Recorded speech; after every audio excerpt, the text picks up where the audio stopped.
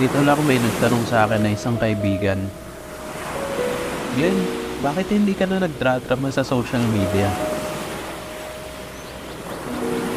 Alam kong napansin niya na natigilan ako dahil doon. Kung tutusin, hindi ko rin alam kung paano ito sasagutin. Hindi ko rin alam ang dahilan. Alam ko kailangan kong magbigay ng paliwanag pero nangangamba ako na hindi niya ito maiintindihan. Napabuntong hininga na lang ako bago ko sabihin, wait lang.